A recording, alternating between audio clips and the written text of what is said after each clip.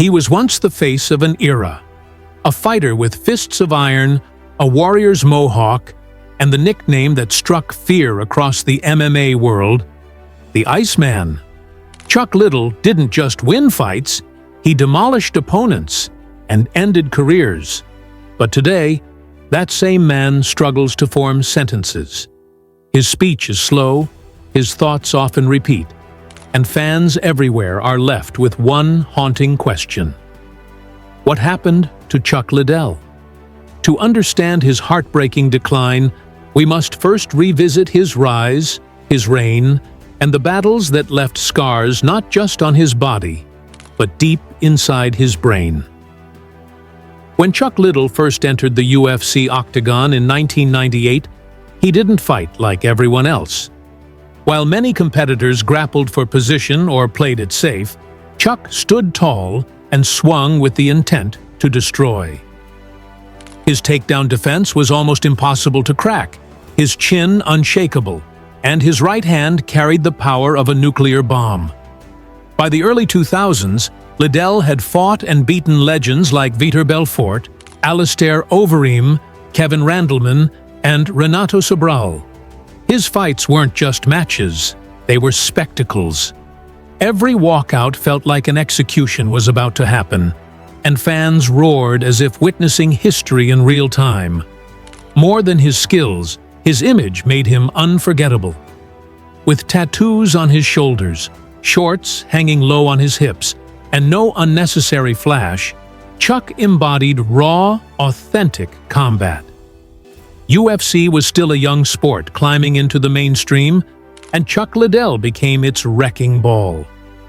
In 2005, Chuck Liddell faced Randy Couture and delivered a knockout that would crown him the UFC light heavyweight champion. That victory was not just a title win, it was a coronation. Pay-per-view sales skyrocketed, and thanks to his role on The Ultimate Fighter, Chuck became a household name.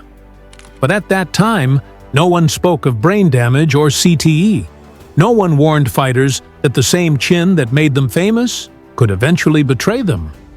The cracks in Chuck's armor were already forming, even if they were invisible to fans and commentators. In 2007, Chuck entered the octagon as the undisputed king. But to those who had watched him closely, something seemed different. His footwork was slower, his counterpunches less sharp, and his legendary ability to anticipate strikes began to fade. That same year, he defended his belt against Quinton "Rampage" Jackson. The hype was immense, and Chuck entered as the favorite.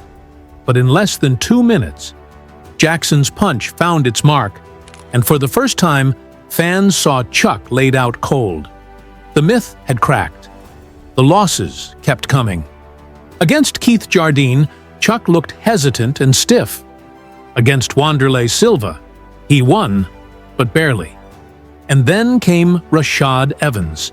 A single right hand sent Chuck crashing to the canvas, like a statue collapsing.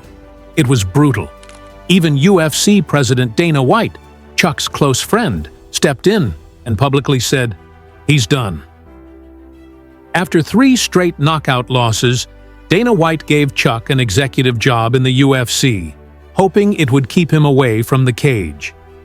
The move was as much about protecting a friend as it was about honoring a legend. For a while, Chuck played the role, wearing suits, making appearances, and speaking at press events. But the Iceman was never built for peace. He kept training, stayed in shape, and hinted in interviews that he missed fighting.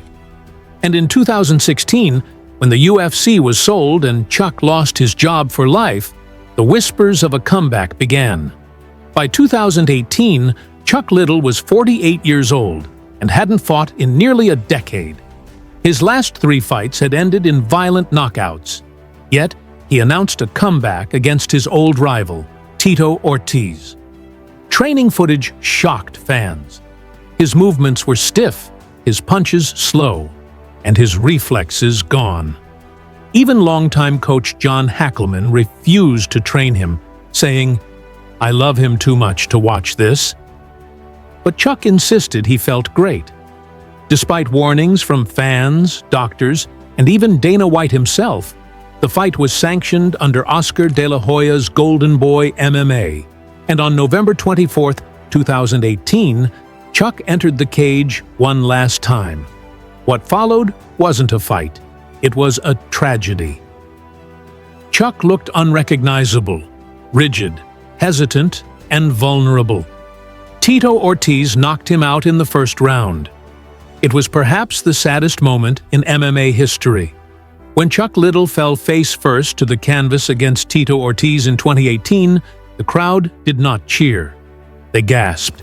Even Tito's celebration was muted, almost apologetic.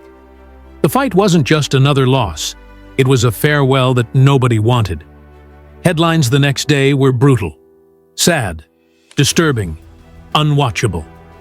Dana White called the entire event disgusting, and fans agreed. For many, it was no longer about nostalgia. It was about concern. Chuck wasn't just beaten. He looked broken. In the months that followed, fans noticed changes. Chuck's speech was slower. His interviews often filled with stumbles and repeated thoughts. On podcasts, he sometimes forgot names or lost his train of thought entirely.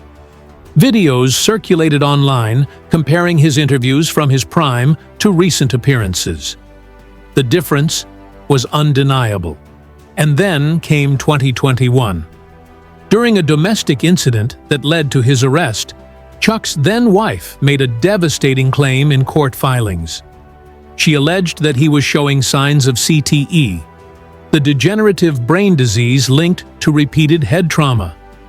She wrote that Chuck suffered memory problems, struggled with speech, and was showing early signs of dementia. For many fans, this was confirmation of what they already feared. Chronic traumatic encephalopathy, or CTE, is a degenerative brain disease caused by repeated blows to the head. It can't be officially diagnosed until after death, but its symptoms, memory loss, confusion, mood swings, slurred speech, and eventually dementia, are devastating. Unlike a broken bone or a torn muscle, the damage creeps in silently, year after year. For fighters like Chuck, who took countless punches, knockouts, and sparring sessions, the risk was always there. In many ways, Chuck Liddell became the face of MMA's darkest reality, the long-term cost of a career built on violence. Chuck isn't alone. Other early MMA pioneers like Gary Goodridge and Spencer Fisher have spoken openly about their own battles with memory loss, speech issues, and depression. These men fought in an era before fighter safety and long-term health were serious topics. They fought for glory, not knowing the price they'd pay decades later. Chuck Liddell, once the fearless Iceman, has now become a symbol of that cost. Every highlight reel knockout that once electrified fans now feels like a reminder of the damage accumulating beneath the surface.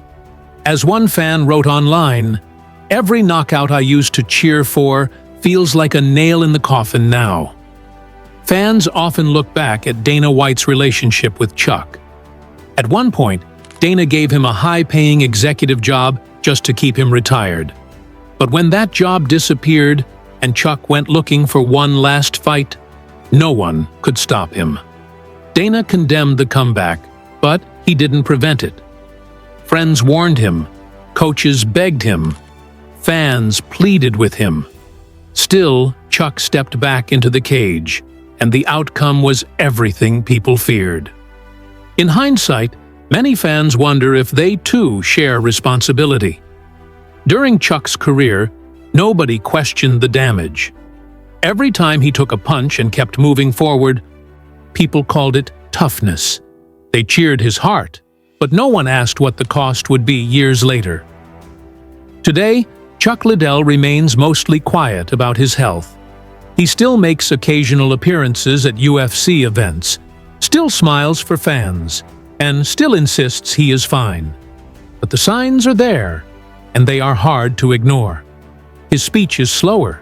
His thoughts sometimes wander. and his once large circle of trainers, teammates, and friends has grown smaller. The Iceman's war is no longer inside a cage.